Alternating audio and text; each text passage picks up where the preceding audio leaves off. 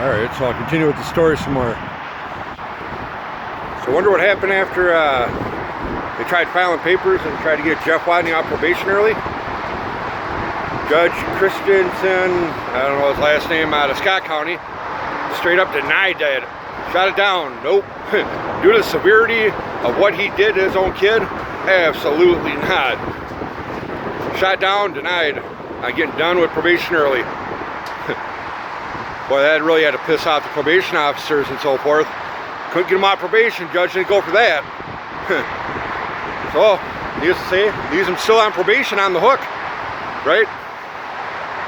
So I catch wind of that from actually from Jeff's daughter, because she wound up hitting me up on Facebook and kind of ramping and raving, and she straight up said in there that there's a reason why Terry Olson and Mark Mell and no one's calling you back, and this is all going to be done and over with. You can't open a closed case, and so she knew all about this before I did on exactly what was going on, and that they were trying to get him off probation because the PO and the supervisor and so forth they would just ignore me. And I was calling started like once a week, twice a week. I started calling every single day, leaving messages. Nothing for literally like 3 months. Why? Because they were trying to get him off probation. When that didn't work, judge kept him on probation. Wind up getting a call from Mark Mell, and Mark Mell says, "This is the last time I plan on having a conversation with you, and just let you know, all communication would have to be done in email or writing, and it'd have to go through the Dakota County Attorney's Office, whatnot ever, with Jen Wolf, I think it was, or something like that, head of civil division, that all communication, would have to be done through her, and it had to be done with email or by writing a letter.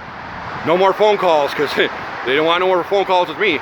They shut that down, and they figure, oh, couldn't get him off probation, shit, he's going to keep calling. Well, Mark Mell just filed a restraining order on me to put a stop for me calling him then.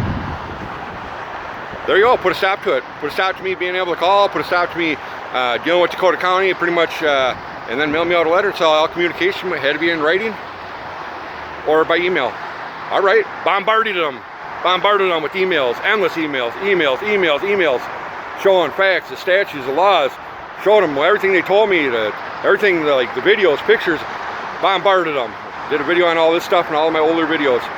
Bombarded them with endless emails. Yep. You're talking like 5, 10 of them a day even. I started throwing them in group emails, so I didn't have to keep on repeating myself with all the other ones I had to deal with.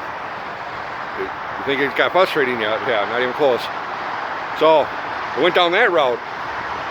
And then they wind up contacting me and sending me a letter and an email saying, well, we investigated, we looked into it, and well, due to the statutes and laws,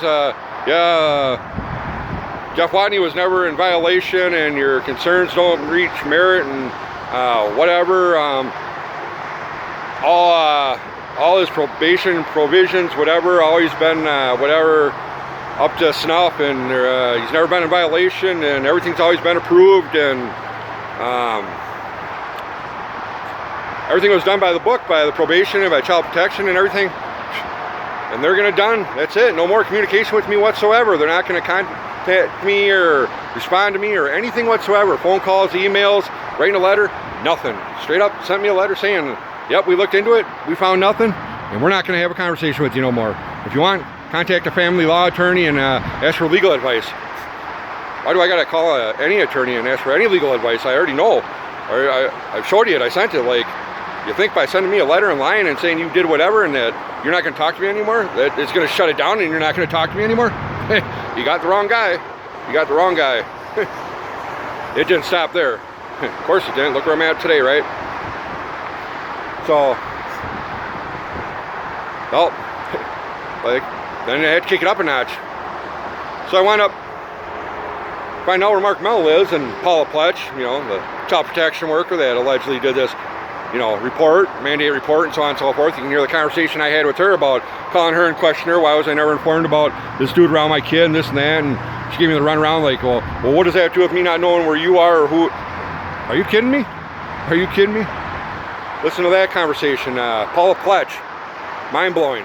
That's me speaking with a child protection worker that actually did that mandate report, that wrote in her own statement that my daughter and that Jeff were living in the same house in South St. Paul for 10 years.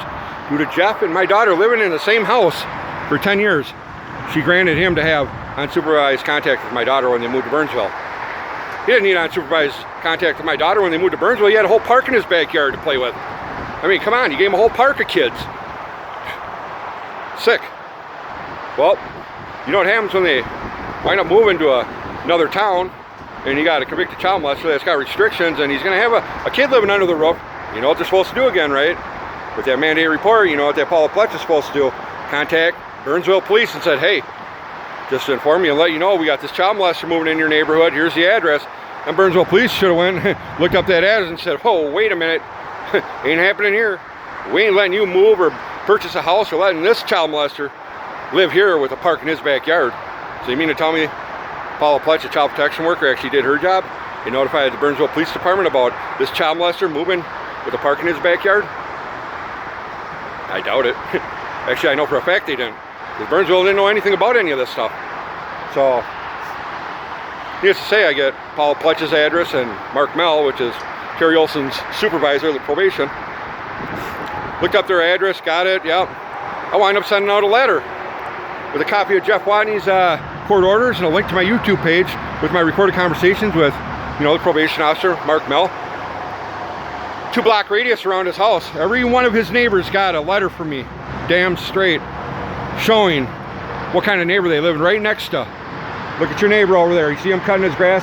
He's a probation officer supervisor. Here, my recorded conversation with him about me finding out a pedophile around my kid and what he did and how he acted and how he addressed that situation. Look at your neighbor over there cutting his grass. That's a supervisor. Look at that. Look at how he deals with pedophiles. And that's your neighbor. Yeah, get a stink eye when you're all cutting your grass now, huh? Every one of his neighbors in a 2-block radius got a letter with the return address. That's right. The return address to where I'm supposed to write letters and send emails about my concerns from that point on. Right to the Dakota County Attorney's Office. That was the return address. So, yeah, they don't like that. Lakeville police called me and started questioning me about these letters and, oh, crying about something. What's wrong with that? That dude should be proud. He's a probation officer. He's protecting children. You know what I mean? I mean, he's a supervisor. He's doing a righteous job. Yeah.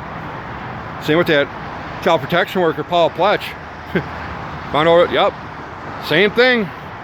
Wind up making a map, and for each one of them houses, I drew an arrow from that house to where their house was, so they knew where their house was and where that person's house was, how close it was, and every time they drove around, they're gonna have that in the back of their mind, like, bam, yep. And same thing with the link to the recorded conversation with them. You can see a video on that, Mark Mell and Paula Pletch, and I think the thumbnail on it, you'll see like a kind of like a drawn up map on it. All them neighbors of theirs, they all got a letter from me with Jeff Watney's court orders. Yeah, you're damn right. Oh, I didn't stop there. No. Since I couldn't protect my kid and couldn't do anything about it, I definitely want my neighbors, or good neighbors, good Samaritans, to at least try and look out for me and look out for my kid, because I can't do nothing about it because the courts won't allow me, and the courts want to play games, so I can't even protect my own child. I couldn't protect my own child from the pedophile that's claiming he's trying to protect my child from me. So, that's right. Another round of letters went out. That's right. You can see another map of their address. Every one of their neighbors around them got, that's right, a copy of his court orders and his restrictions and so on and so forth. And let them know what kind of neighbor they got, and when they're out there and they can keep an eye on that, something looks fishy and suspicious, like, yeah, that's right. That's what I had to do to try and have some kind of, like, feeling of, like, maybe I'm trying to kind of doing something and trying to protect something of mine, you know. What a fucking sick way of trying to have to do it. Thinking outside the box, man. Straight fact. Jeff Watney wrote that up in his restraining order that, yep, I mailed a letter about, damn straight I did. Damn straight I did. You got a park in your backyard and none of these neighbors know that you're a convicted child molester and you ain't supposed to be around kids, period? Man.